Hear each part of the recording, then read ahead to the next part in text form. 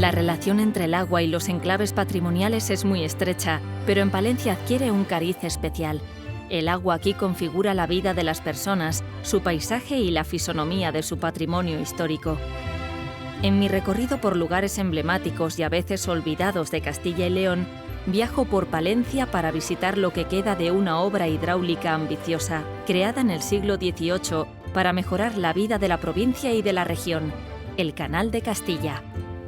Antes visitaré otros lugares significativos del patrimonio que me ayuden a conocer mejor la memoria sentimental de esta provincia.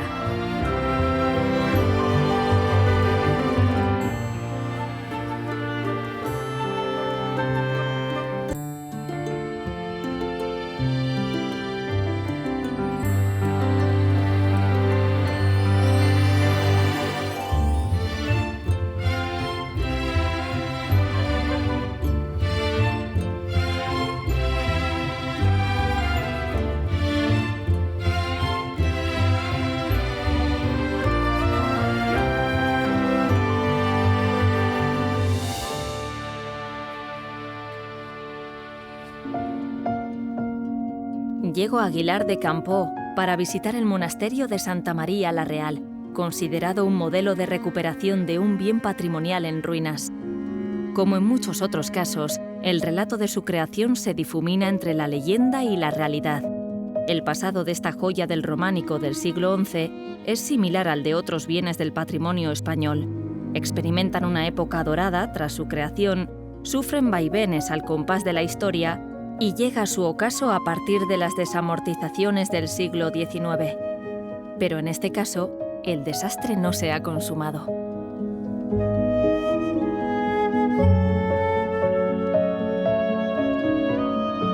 A finales de los años 70 del siglo XX, Santa María la Real comienza a restaurarse gracias a que algunas personas se movilizan para evitar su desaparición. Desde entonces, este monasterio ha sabido adaptarse al tiempo actual para permanecer vivo, dando todo el sentido a la máxima de Unamuno de que hasta una ruina puede ser una esperanza. De todo ello va a hablarme el historiador del arte César del Valle, de la Fundación Santa María la Real.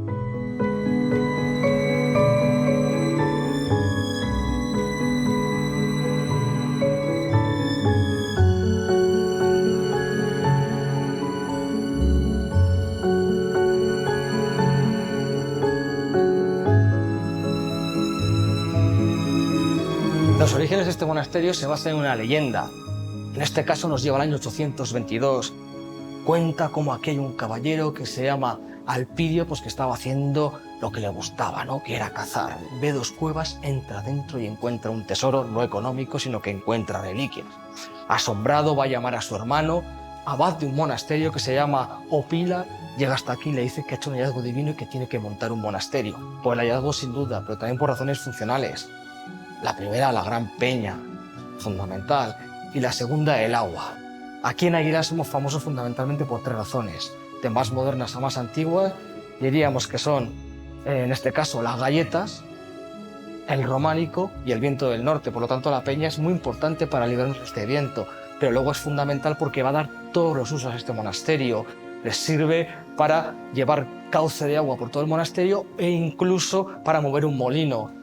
Aquí en Aguilar es importante las galletas porque tienen todos los sistemas de producción, todos los elementos que utilizan las galletas, todas las materias primas muy cerca. El trigo, la fuerza del agua, como en este monasterio.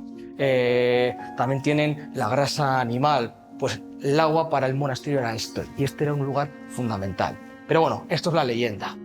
Los orígenes nos lleva al año 1000, cuando aquí hay un pequeño monasterio para 4 o 5 monjes vinculados a la nobleza de Aguilar, a la nobleza local. La fecha fundamental es el año 1169, el momento en que va a llegar la orden de los premostratenses a este monasterio. Una orden un poco desconocida a día de hoy porque solo conserva 2 monasterios en España hoy en día, pero que en la Edad Media sí que es muy relevante. Artísticamente estamos en un periodo que va evolucionando, un periodo que va desde el románico hacia el gótico. Estilo cister, transición, tardorrománico, protogótico, pero lo que vamos viendo en este monasterio es cómo la base parte de la idea románica y poco a poco van introduciendo elementos que nos llevarán hacia el gótico pero sin sacar quizá los beneficios que tiene el arte gótico, que es la altura y la luz. Bueno, siglo XIII es el momento de mayor esplendor de este monasterio y a partir de aquí Santa María la Real será un centro de muchísima relevancia para el entorno, para la comarca.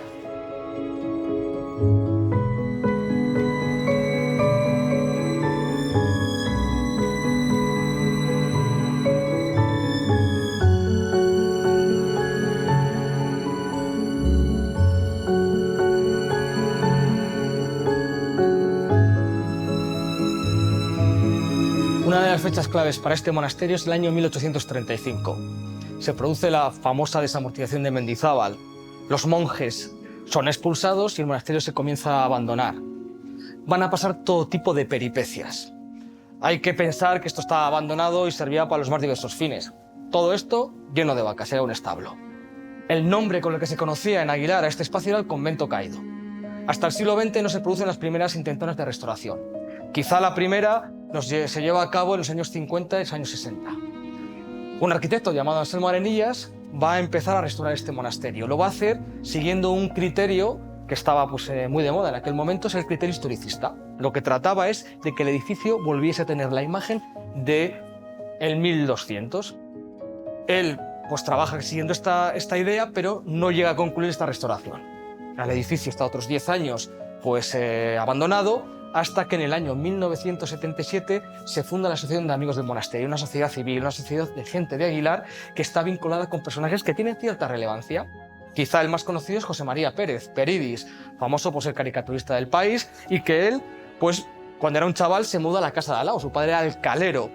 Cuando él es arquitecto, porque este edificio le llamaba tanto la atención que quiso ser arquitecto, empieza a restaurar el edificio, pero lo va a hacer con un criterio totalmente diferente, un criterio arqueológico.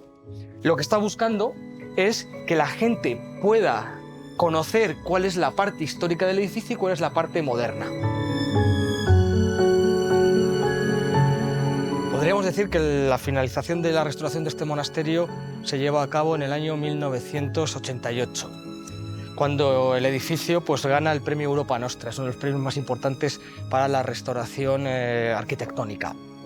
A partir de entonces, el edificio va a ser utilizado como un instituto de educación secundaria, va a ser la sede de la UNED, la sede de la Escuela de Idiomas y también la sede de la Asociación de Amigos del Monasterio. Esta sociedad civil que había trabajado por restaurar el edificio se convierte en la Fundación Santa María la Real, que es una entidad que a día de hoy se dedica a generar desarrollo a través del patrimonio, bien sea cultural, bien sea social o bien sea natural.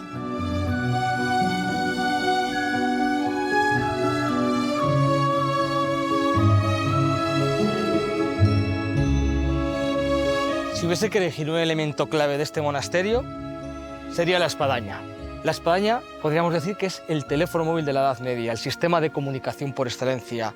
A través de las campanas llevamos a misa, peligros, incendios, reuniones, todo tipo de avisos. Y esto lo vamos a ver también incluso dispuesto en la actualidad. La espadaña también es el elemento clave a día de hoy, porque la espadaña es la que hace que aquí haya un instituto de educación secundaria. Es decir, esa función pastoral que tenían los monjes también se ve, traslucida en el instituto, o que cuando la Fundación Santa María la Real nace, elige la espadaña como ese elemento fundamental. Por lo tanto, la espadaña, que fue el emblema de los premostratenses, podríamos decir que es el emblema en la actualidad dentro de esa función educativa que nos transmite.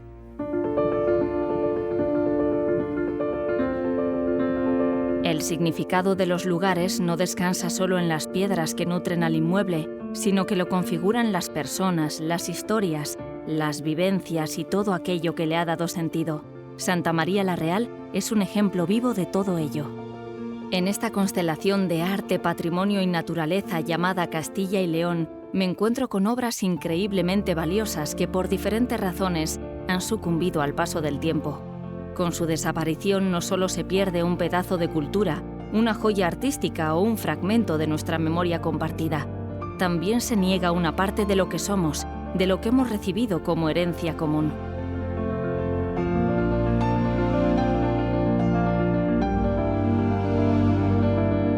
En este viaje en busca del Canal de Castilla, me detengo ante otro monasterio palentino.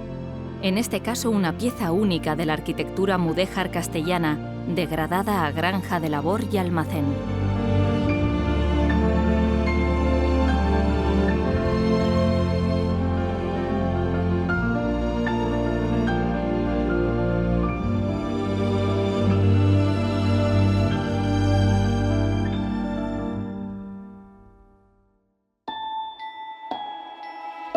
No puedo pasar junto a la villa romana La Olmeda sin detenerme para contemplar parte de un periodo crucial de la historia de Palencia.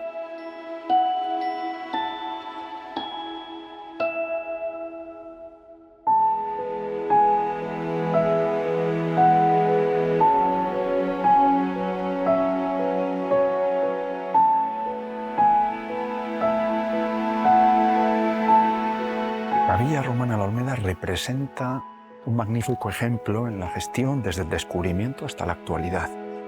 En los inicios, siempre muy duros, don Javier Cortes desempeñó un papel fundamental. Él era el propietario de estos terrenos y durante unas faenas agropecuarias localizaron los primeros indicios del palacio.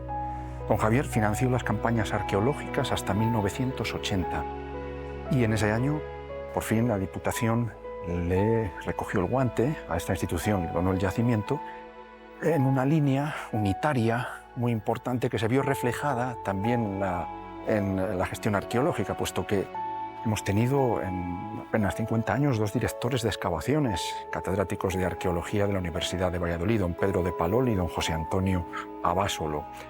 Gracias a ellos, a los musivarios que han estado trabajando aquí, la Olmeda fue declarada bien de interés cultural en 1996, reconociendo su importancia. Y en el día de hoy representa un foco, diríamos, de irradiación de cultura romana, que no es ni mucho menos algo muerto, sino que es una herencia que seguimos manteniendo. Esta villa presenta un contexto claramente rural, en una zona bañada por el río Carrión. Estamos en el valle de este río que cruza de norte a sur la provincia. El paisaje y los recursos naturales serían fundamentales para asentarse. Especialmente, sabemos que la abundancia de agua era decisiva. Los orígenes son muy remotos, finalizada la conquista, finales del siglo I después de Cristo, comienzos del siglo II, se asentaron aquí. Ya se está romanizando el territorio, vertebrándolo con calzadas, pero hay un salto importante en el siglo IV. En ese periodo se construye la mansión que estamos visitando.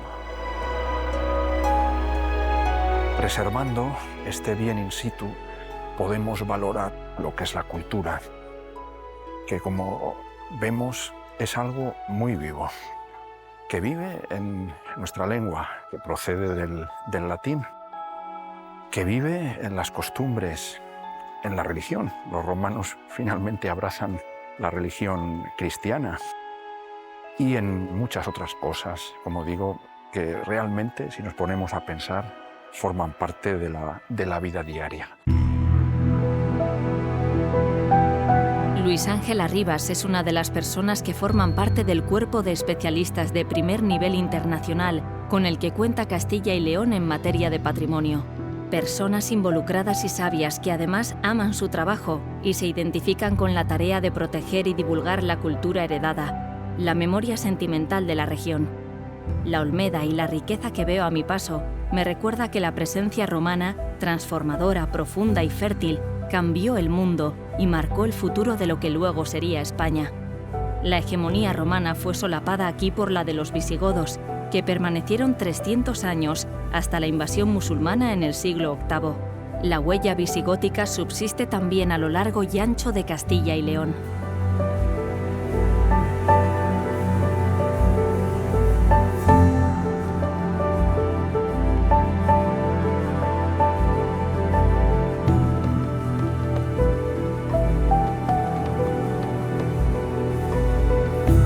Pues el origen de este pueblo, Baños de Cerrato hoy, pero Baños es porque hay una fuente. Todos los sitios que tienen agua, sea una fuente, sea un manantial, sea unos baños, se llaman algo relacionado con el agua, baños, y suelen tener alguna imagen o alguna referencia a un santo relacionado con el agua, Santa Marina o San Juan de Baños, el Bautista, que es el principal señor que está relacionado en la religión católica con el agua. Esto ya veremos luego que es seguramente el origen de la iglesia visigótica. El agua era muy importante, tan importante que desde aquí se vendía el agua embotellada, en una especie de sacos, de garrafas, a la ciudad. Yo lo he visto de pequeño. Y luego incluso aquí se puso una fábrica de gaseosas, lo cual nos demuestra la importancia que tenía para este pequeño pueblo el agua. A las afueras del pueblo había una venta, que es lo que andando el tiempo dio origen a el pueblo principal hoy, Venta de Baños. Cuando se instala el ferrocarril en Venta de Baños, esa venta se transforma en un pueblo industrial importante, en el que primero la industria de transformación agraria y después la industria automovilística ha hecho, por ser un núcleo de comunicaciones del norte con el sur y del norte con el noroeste, importante para el desarrollo de la comarca.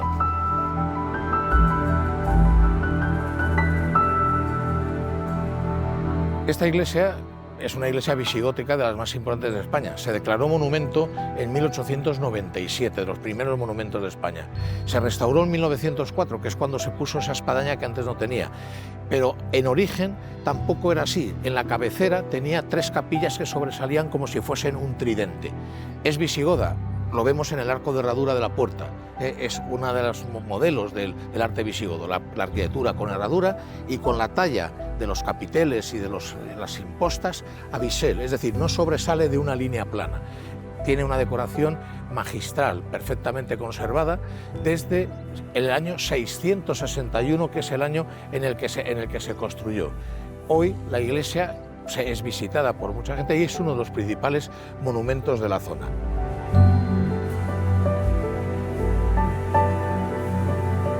Esta pequeña iglesia es una auténtica joya del arte cristiano español, del arte visigodo.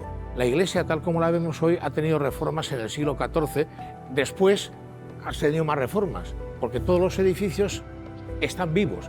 Nosotros les vemos como si fuesen una lámina para estudiar en el libro de historia, pero realmente forman parte de nuestra historia y de su propia historia forma parte de la nuestra. Usarle, modificarle, hacerle una restauración en 1904 con la espadaña, como te dije antes, todo eso hace que el edificio llegue a nuestros días. Porque es una misión importante para todos nosotros, no solo conocer nuestra historia, sino conocerla para respetarla y respetar lo que queda de ella, que muchas veces son los edificios, las obras de arte. Todo eso es lo que, salvándolo, nos hará saber de dónde venimos y saber cómo vivían nuestras gentes, que al final es decir cómo somos y de dónde venimos nosotros. En 1897 se la declaró Monumento Nacional, que es una fórmula que encontró el Estado para atender con bienes de dinero público aquellas iglesias que habían sido desamortizadas y que se estaban perdiendo y se estropeaban y había que restaurarlas, lo cual implica la importancia que para la nación, es decir, para nuestra historia, para todos nosotros, tienen este tipo de edificios. Está el edificio puesto en valor para el turismo, que es uno de los aprovechamientos de nuestros monumentos y de nuestra historia ahora, y bienvenido sea, pero eso no debe de hacernos olvidar el valor patrimonial intrínseco que tienen, que es lo que justifica que nosotros les cuidemos, que nosotros les visitemos, etc.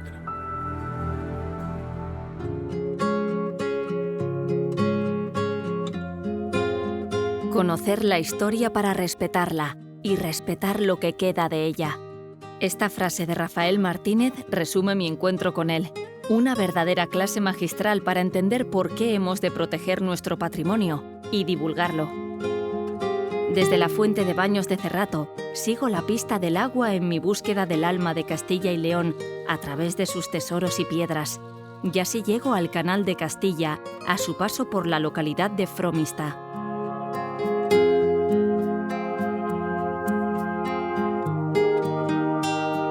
La bendita tierra de Campos Palentina se nutre de sus ríos para dar fruto. Agua y grano son importantes aquí. Esta obra de ingeniería del siglo XVIII nació precisamente como parte de un proyecto para potenciar la economía española, facilitando la distribución del cereal castellano. Vivió su época de esplendor en el siglo XIX, pero la creación de una línea ferroviaria, con un trazado casi paralelo al del canal, debilitó su utilidad como vía de transporte y comunicación y propició su decadencia. Nunca se completó toda la obra proyectada. Hoy su principal uso es el regadío, aunque también empieza a ser importante su uso turístico.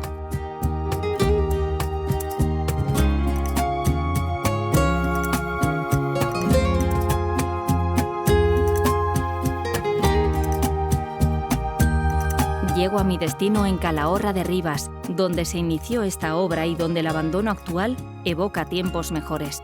Me espera la historiadora del arte María Luisa González.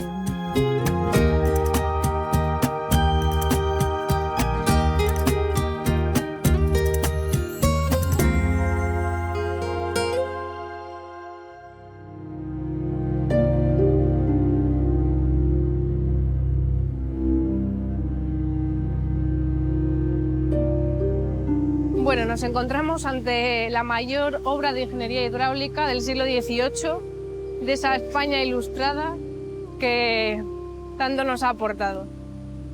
Las obras empiezan en 1753, gracias a la insistencia del marqués de Ensenada, un político de la época, que insiste en que debe de traer este proyecto que tanto tiempo se lleva fraguando para conectar lo que hoy conocemos, lo que era en su momento el granero de España, con el mar Cantábrico, para así exportar todo el cereal, todo el excedente de cereal, que era mucho en ese momento, al resto de España y sobre todo de Europa.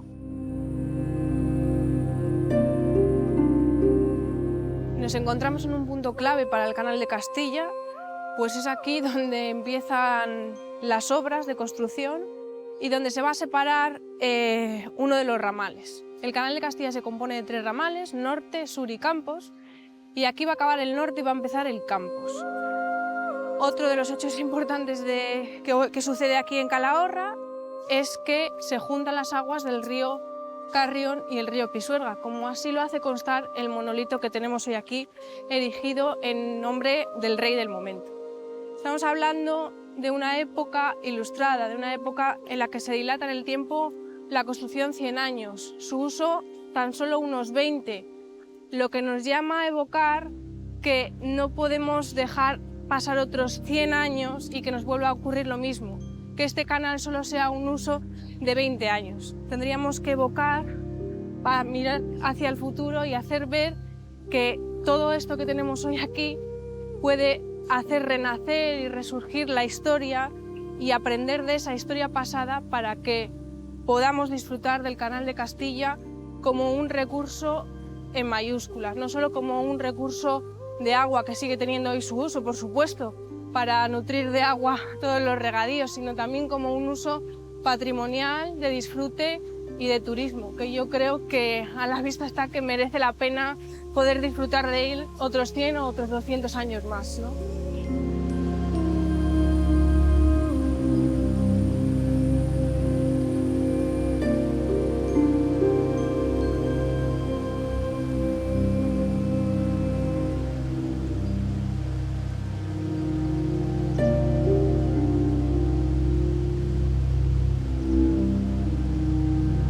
En cuanto al tramado artístico de esta zona, sobre todo de todo el canal, no se puede hablar de una unidad de estilo ni cosas muy artísticas, por así decirlo, ya que estamos hablando de 2 tipos de construcciones. Las puramente hidráulicas, puentes, compuertas, retenciones, acueductos en algunos casos, o las que son edificaciones anejas, que aquí podemos hablar un poquito de patrimonio industrial.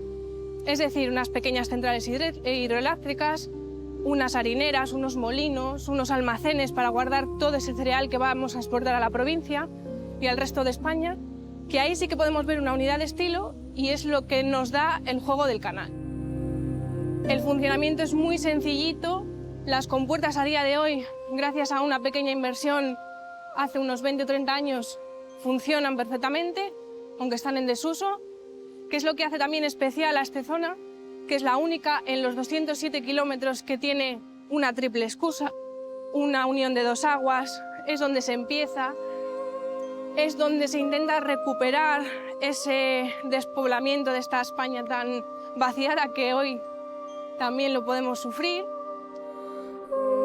El Canal de Castilla está vivo y da vida alrededor. En su momento cambió el devenir de esta sociedad e incluso la fisonomía de la provincia.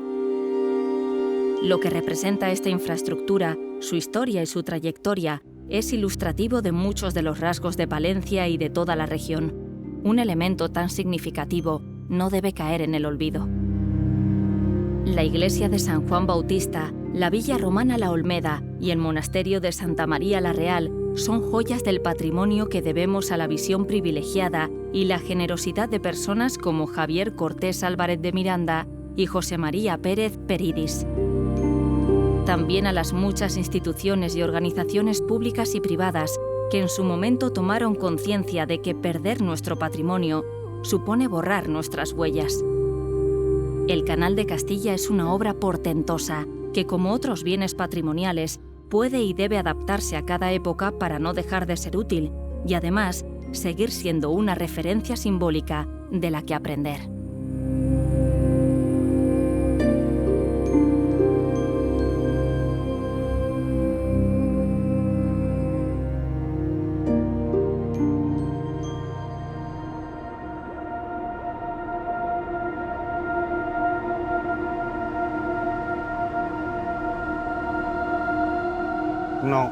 No es el tiempo, es el hombre en su esencia, ese villano, que en nombre de una gris modernidad siembra ruina y herrumbre en la tierra y el agua, en la piedra y la alquimia, del fecundo legado que ha traído sus pasos hasta aquí, a este ahora sin horas que apremia al desconsuelo.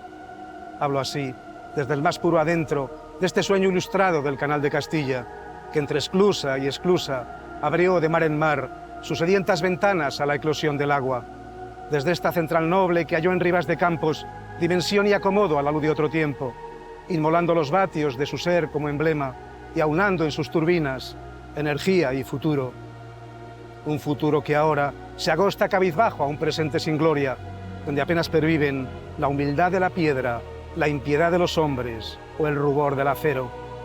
Ese acero que hoy vela su callada osamenta en la cruel lista roja que denuncia el oprobio de tanto y tanto esfuerzo yermo, huero y baldío, donde van a morir, si nadie lo remedia, tantos siglos de historia, sin boato, sin honra, sin sepelio, sin duelo. Aunque a un sueño por hombre miento, lo hago por niño, en recuerdo a esa infancia que el Canal de Castilla escribió en mi memoria, que aún no es tarde del todo, para hacer del silencio que hoy habita estas ruinas un azul de cultura, un vestigio de antaño, un remanso de sueños.